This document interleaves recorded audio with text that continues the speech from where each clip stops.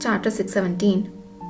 For 10 years, Yidr had occupied the position of commander.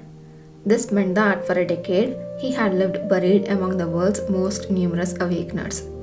Although an incomplete Omega awakener who neither experienced heat nor emitted a scent, Yidr was familiar with the stories of numerous second-gender awakeners who underwent ordinary heats, stories unknown to him. It was unnecessary to spend the entire heat period asleep. Those who had grown accustomed to spending their heat with other second-gender awakeners instead of sleeping with the aid of sedatives could not understand those who chose to endure their heat in solitude. They extolled the virtues of faithfully following their instincts to enjoy pleasant moments, claiming that the exhaustion would vanish, leaving a refreshing sensation. Yidr, however, could not comprehend the pleasant moments they referred to. He failed to see what is refreshing or enjoyable about losing control of oneself. For him, being a second-gender awakener was a source of agony. The single heat experience that had come and gone with his manifestation was a source of shame, and the powerless time when he could not control himself was a horror he did not even wish to imagine in dreams. Therefore, he had never considered his scentlessness, lack of response to other scents, and absence of heat period as a misfortune. Quite the contrary. But now, leaning against a door, deeply kissing the man who embraced him, Yidr felt differently about the words he had heard before. His mind and body, governed by instinct, had become extremely simple. The experience wasn't as bad as he had vaguely imagined. The myriad thoughts that usually weighed heavily on his mind vanished, and his body, buried in heat, felt neither discomfort from his dormant abilities nor his heightened senses. Despite feeling utterly powerless, he was surprisingly unafraid, for he was in contact with the one he most desired to devour. Kishir Lahore, as soon as he was with him, Yidr was absolutely safe. Though no one had taught him, he knew that only this man could bring rain to quench the fire within him. His instincts loudly proclaimed that Kishir too was suppressing a sea of desires within him, desiring Yidr in kind. So, what was the problem? Was there any reason not to desire Kishir? No, there wasn't. He didn't want to hold back anymore. It was time to show the man, who still didn't fully understand what it meant not to hold back, exactly what it entailed. His thoughts were simple, but his goal was clear. Yidr murmured to him to keep his promise, insisting he not suppress himself in his presence and demanding to see everything. The man who had been prolonging the moment, neither fully rejecting nor accepting Yidr, finally conceded after administering a bitter medicine. He supported Yidr, clinging to him, whispering the same words into his ear all the way here with a voice full of deep heat. "It's okay. We will arrive soon. No matter what happens, I won't let you go. If it's too hard, you can bite me." Each time those words penetrated his ears, chills spread from the inside of his ears throughout his body, and he trembled from within. When Yidr bit his neck like a permitted beast, he felt a patting hand on his back accompanied by a low moan. The scent that emanated from him confirmed that the moan was not one of pain. Soft lips gently grazed Yidr's ear, cheek, and then his own lips, descending with a tremble that held a promise of more. Yidr, without a word, could feel that this trembling was born of anticipation, just before a moment where restraint was no longer necessary. And then, at the very moment the door opened and he entered, thud. The man who had been obediently offering his neck to Yidr suddenly shifted direction. As the door closed, Yidr's back was pressed against the hard door. Their lips locked in a breathless embrace. Yidr eagerly welcomed this, feeling as if water had finally been brought to his parched lips. It was good, truly good. He could feel his entire body rejoicing in ecstasy. The sensation of being tightly embraced with not an inch of space between them was unbelievably delightful. As their tongues intertwined, a surge of acute sensations incomparable to any before shivered through them, and suddenly Yidur's vision blurred. He realized that his body tensed to the point of pain since the moment he reunited with Kishir had finally reached its limit. Without a chance to stop, everything began. Yidur, tongues still intertwined, opened his eyes hazily and shivered. The sensation of warmth spreading between his legs was dizzyingly pleasant. As he released the breath he had been holding during the height of pleasure, he felt his strength drain from his body, yet his hunger remained. It was only natural, as he had not yet obtained what he truly desired. Before, his sensations had been scattered, but now, in the midst of this burning heat, they converged blindly toward one focal point. His desire was the figure before him was insatiable. Yidur, gasping for breath through slightly parted lips, reached out. Still not enough. Faster. Hurry. In his eagerness, he roughly pushed aside the fabric of their clothes, and Kishir supported Yidur's hips, rubbing his face against them. At least I wanted to give you a better place to rest.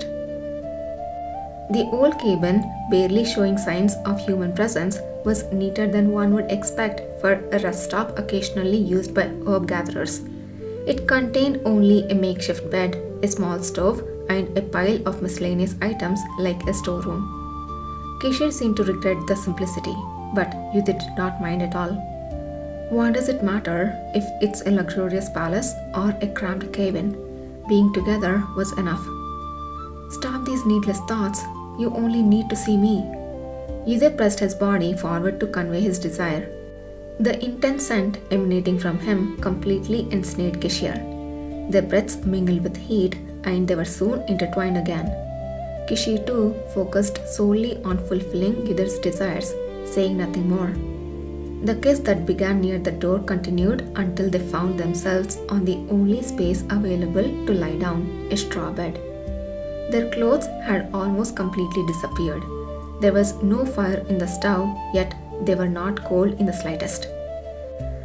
The heat of their bodies, biting and licking each other, was so intense that it felt like flames rising within might consume them, leaving no room for winter's chill to penetrate. Kishir, holding Yidur, extended his tongue boldly, licking and nibbling at his chest. Yidur's nipples, having been sucked on by his man several times before, remembered the pleasure that could be derived from there. One side was powerfully sucked in, while sharp sensations rose within the lips. On the other side, the body shivered under the twisting sensation between long fingers. The sensation of being pressed and rubbed was surely close to pain, yet the more it tingled, the deeper the heat pooled in the belly became. It was a curious thing, but Yidur had long realized that such occurrences were possible under the hands of Kishir. Yidur grasped the two stiffly erect members pressed against each other between their bellies.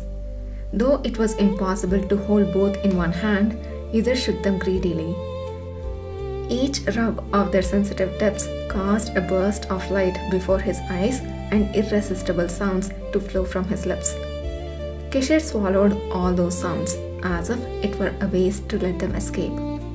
Often, an erect member is called ferocious, but anyone who saw the one in Yidur's grasp, Kishir's, might have felt differently. Yidur found it beautiful, pulsing hotly in his fingers, unabashed in its displayed desire, so mesmerizing that no words came to mind. As his heart swelled with this feeling, Yidur could no longer be satisfied with just shaking them together. Gasping for breath, he spread his legs. Between them, already soaked from sustained heat, his own arousal was undeniable. Deep in his belly, he yearned for something to penetrate that aching hunger. He wanted it inside. Then he should just do it. Yidur, feeling sweat trickle down his forehead, tightly gripped Kishir's member. Just as he tried to recklessly pull it between his spread legs, a large hand stopped him. His body, quivering with anticipation, stiffened. Why? Not like this. Without preparation, it will hurt. Even amidst heavy breathing, the firm voice sent a thrill down Yidur's spine. As Yidur looked up resentfully, Kishir raised his torso. In the darkness, his perfect naked form shone clearly. In that moment of distraction, the man deliberately and sensually moistened his fingers in his mouth. Either couldn't tear his gaze away from the sight, so blatantly arousing and honest. Kishir's eyes too never left Either, openly spread beneath him, drenched in pleasure. Finally, with a soft sound, Kishir's fingers emerged from his lips, sufficiently lubricated. Either, heart racing with anticipation, spread his hand. Soon, the fingers plunged deeply between his spread legs. Kishir's fingers were much larger and longer than others. At first, even one finger felt like too much pressure, as if it would penetrate to the very depths of his belly. But now it was different. The sudden yielding membrane swallowed two fingers at once, gripping them tightly as if it would never let go. A chilling pleasure surged, making his back arch. Ah, that immense sensation of finally being filled in his starving place. A thrill akin to goosebumps surged, and his body, already aflame, was drenched in ecstasy. In the fantasy realm, Either, lost in the sensations overwhelming him, arched his body, unable to hear the groans escaping his lips. Before he could finally regain his senses, a second surge of intense heat welled up at the tip of his heated member, and white substance burst forth in disarray. Trembling with a desire that did not subside even after his second climax, Either embraced Kishir. The body he held was indistinguishably hot from his own. He thought he heard a man who had passionately kissed his ear and thrust his finger in a frenzy, whispering breathlessly, asking if he was all right, but he couldn't be sure. Their intertwined fingers explored each other. Each time they parted the sticky insides, his mind seemed to whiten. Initially accommodating two fingers, later more invaded, completely filling him. With each squelching sound, his body tensed and sparks flew. Yet his body and instincts knew something was still missing. Unable to form coherent words, Either expressed himself through his body instead. Pushing away Kishir's hand and catching his breath, he grasped his own damp thighs, feeling the gaze drawn there. Gasping for air, he exerted strength to part them, and soon felt the sensation of the opening giving away, briefly revealing a gap. In the darkness, their gazes met for an instant. Either greedily watched the last vestige of restraint vanish from Kishir's eyes. Oh my fucking god! I don't know how I'm going to read this. Oh my gosh! It took me forever to read this chapter. Fuck.